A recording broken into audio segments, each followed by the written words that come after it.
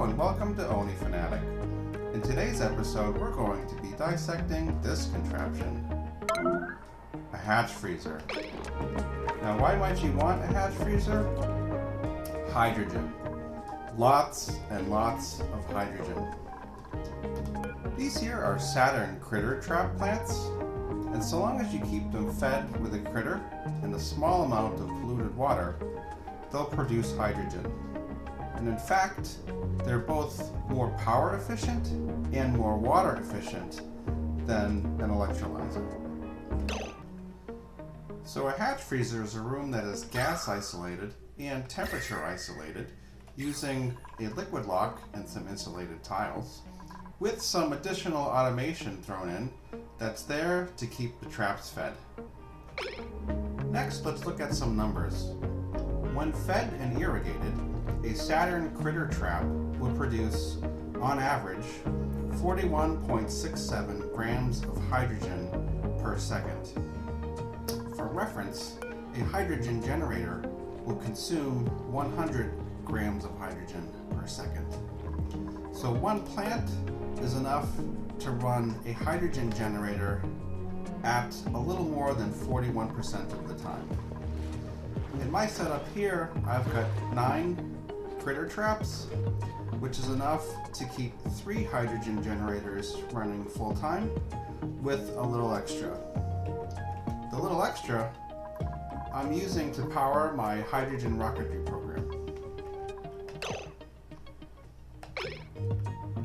Water-wise, a Saturn Critter Trap will consume 16.67 grams of polluted water per second. So you're getting 250% return in hydrogen for each gram of polluted water that you input. For comparison, an electrolyzer will consume 1,000 grams of water per second and produce 112 grams of hydrogen per second. So with an electrolyzer, you're getting a little more than 11% hydrogen back for each gram of water that you input. So that makes a Saturn Critter Trap about 22 times more efficient than an electrolyzer in terms of hydrogen produced per gram of water. Now let's move on to food. A Saturn Critter Trap, when domesticated, will take 30 cycles to grow. That means every 30 cycles, you've got to feed it a new hatch or other critter.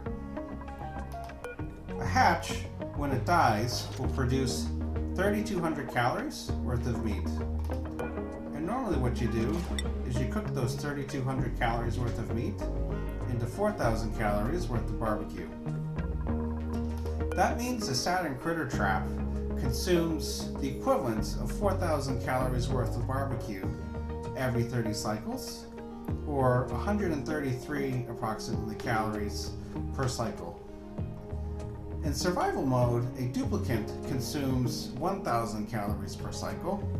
So in duplicant terms, 7.5 critter traps consumes the equivalent of 1 duplicant's worth of calories per cycle.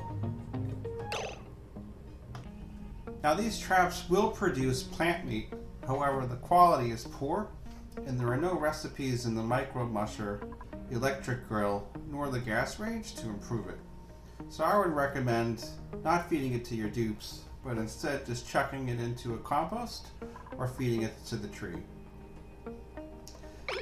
Next, let's move on to building one of these. You want to make sure you have access to Saturn Critter Trap seeds, a small amount of ceramic, a small amount of refined metal, a small amount of metal ore, and a cooling liquid. For cooling, supercoolant will work best.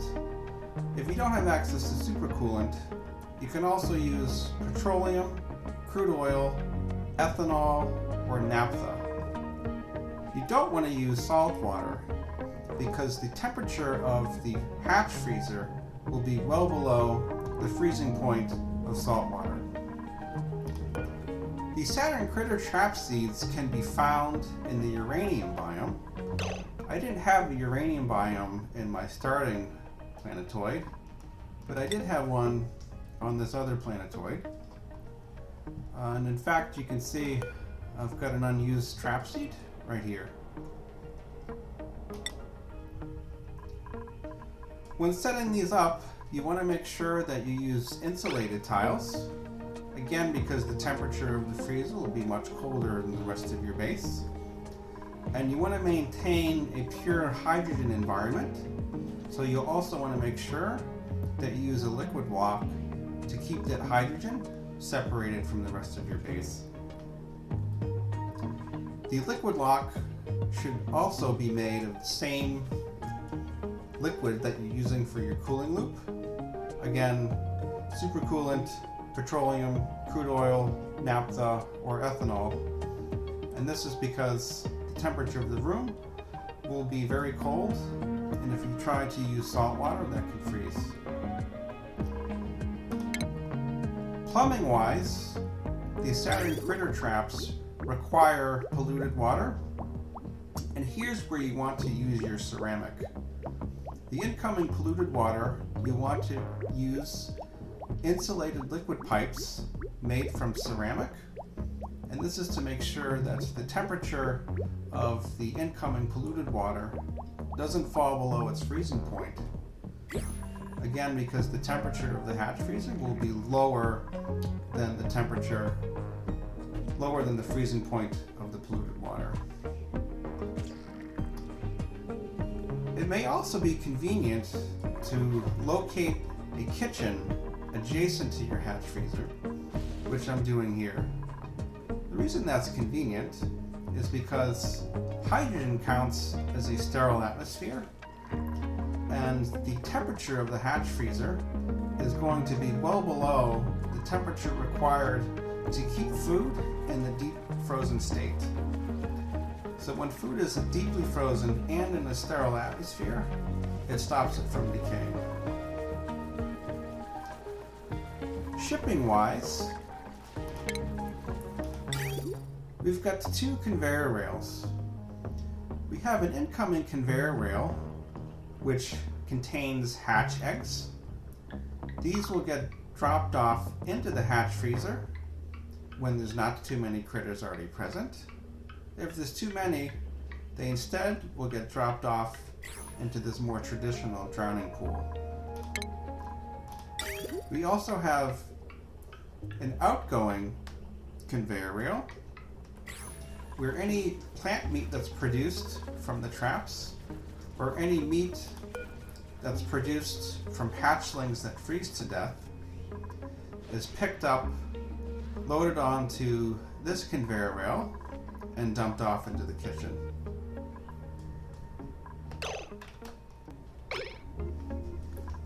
Temperature-wise, you want to try to keep the room below minus 22 Fahrenheit or minus 30 degrees Celsius, and that is because the hatches can survive at temperatures above that.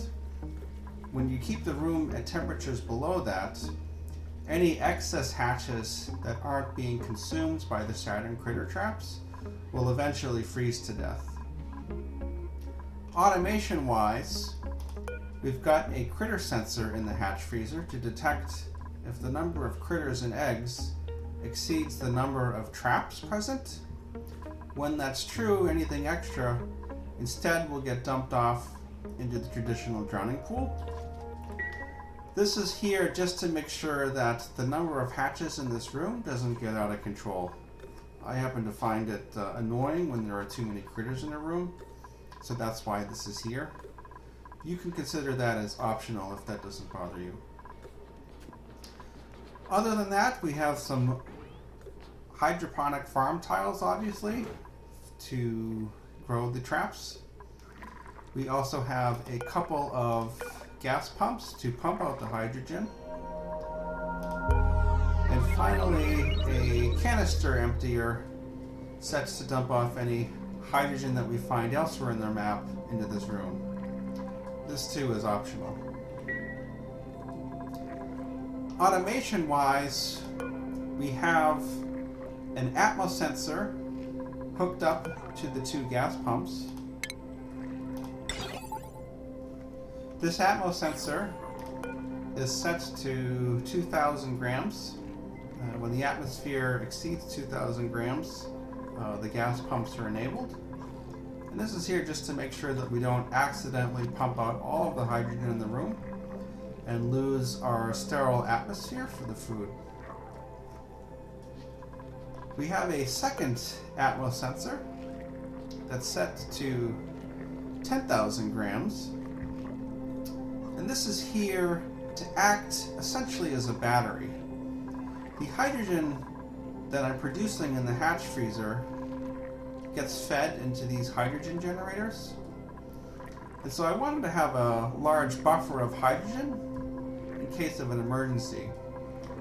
So you can consider this as optional as well. It's just being used to enable the generators. Once I have a very large pressure in this room, again, just so I have a nice battery. Power-wise, there's nothing special. I've got a couple of conductive wires that are being used to power the gas pumps, the conveyor loaders, the auto sweepers, and all of the equipment in the kitchen. Cooling-wise, I'm using a multi-temperature chill box, which I'll cover in a separate video. But you can use just your standard aqua tuner and steam turbine setup. The temperature you want to aim for in the room is minus 40 degrees Fahrenheit, which happens to be minus 40 degrees Celsius. And this is to make sure that the temperature of the room is below the survivable range of the hatchlings so that they will freeze to death if there's any extras that aren't consumed by the Saturn Critter Traps. And that's it. Thanks for watching, and if you have any suggestions or questions, feel free to leave those in the comment, and have a good rest of your day.